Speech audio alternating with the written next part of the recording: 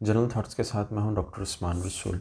आज हम बात करेंगे ब्लड प्रेशर, हाइपरटेंशन, इफ़शार खून, ये क्या चीज़ होती है।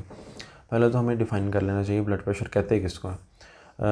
खून की नालियों के अंदर ब्लड प्रेशर खून की अपनी नालियों की रेजिस्टेंस और दिल के धड़कने की वजह से मेजर किया जाता है, और इसकी जो नॉर्मल वैल्यू है वो 120/70 या इससे कम होनी चाहिए। जब ये इससे बढ़ जाता है तो हम इसको कहते हैं कि ब्लड प्रेशर हो गया। अब इसके मुख्तलिफ स्टेजेस हैं। 120 से बढ़ जाए तो उसको हम प्री हाइपरटेंशन कहते हैं। 130 से बढ़ जाए तो हम उसको ग्रेड 1 हाइपरटेंशन कहते हैं। उससे बढ़ जाए मज़ीद 140 से तो ग्रेड 2 हाइपरटेंशन है। फिर हाइपरटेंसिव क्राइसिस होती है जब 180/120 से ब्लड प्रेशर बढ़ जाता है। अच्छा, ये तो हो गया ब्लड प्रेशर की डेफिनेशन। अब ब्लड प्रेशर की टाइप्स होती हैं। एक होती है प्राइमरी हाइपरटेंशन, या उसको हम एसेंशियल हाइपरटेंशन भी कहते हैं। उसके अंदर ये होता है कि हमें इसकी वजह मालूम नहीं होती। ज़्यादातर जो ब्लड प्रेशर के केसेस हैं ये बेसिकली प्राइमरी या एसेंशियल हाइपरटेंशन ही होती है। दूसरे नंबर पे हम बात करते हैं, उसको हम कहते हैं सेकेंडरी हाइपरटेंशन। उसके अंदर हमें वजह मालूम होती है। गुर्दे की किसी वजह से ब्लड प्रेशर बढ़ सकता है, दिल की किसी वजह से ब्लड प्रेशर बढ़ सकता है, अपने वज़न बढ़ने की वजह से ब्लड प्रेशर बढ़ सकता है, स्ट्रेस, टेंशन, मुसलसल रहने की वजह से ब्लड प्रेशर बढ़ सकता है। इसकी काफ़ी सारी और भी टाइप्स आ जाती हैं। किसी ना किसी कैंसर की वजह से, फ्यूक्रोमोसाइटोमा एक एड्रेनल ग्लैंड्स का कैंसर होता है, उसके अंदर ब्लड प्रेशर बहुत बढ़ जाता है। आमतौर पे बूढ़ों के अंदर खासकर एज के साथ साथ खून की नालियाँ सख्त होती चली जाती हैं, जिसकी वजह से ब्लड प्रेशर बढ़ने का मतलब आर्जा ज़्यादा लाक हो जाता है। नौजवानों को और बच्चों की आर्जा निस्बतन कम होता है, लेकिन आजकल जैसे जैसे हम प्रैक्टिस में देखते हैं तो ये एक ट्रेंड नज़र आना शुरू हो गया कि यंग लोगों में भी बढ़ रहा है। उसकी सबसे बड़ी वजह है मोटापा, एक्टिविटी का ना होना। तो अब अगर हम बात करते हैं कि ब्लड प्रेशर की अलामत क्या है, तो आप सुन के हैरान रह जाएंगे, ज़्यादातर लोगों में ब्लड प्रेशर की कोई अलामत हमें नज़र ही नहीं आती।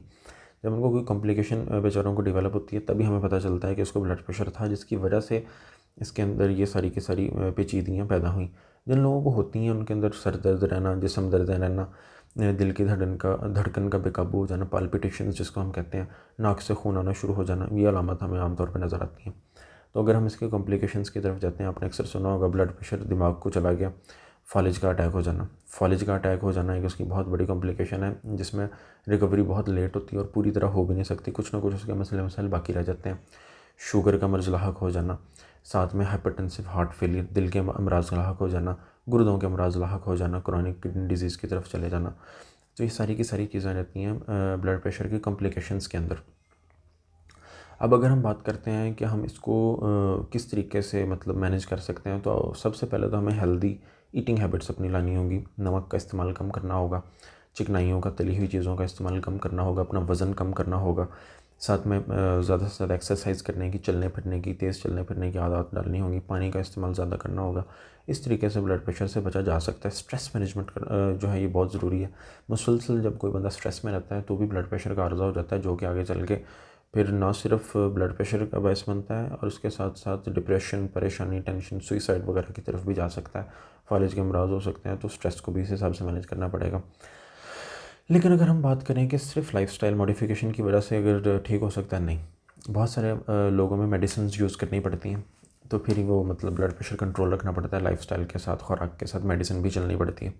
लेकिन अच्छी चीज़ ये है कि कंट्रोल हो सकता है, इसमें ऐसा कोई मसला नहीं होता। उसमें मुख्तलिफ़ किस्म की ड्रग्स हैं। कुछ जो जिस्म से पानी को, नमक को निकालने वाली ड्रग्स हैं। कुछ ऐसी होती हैं जो दिल की धड़कन को काबू करने की होती हैं।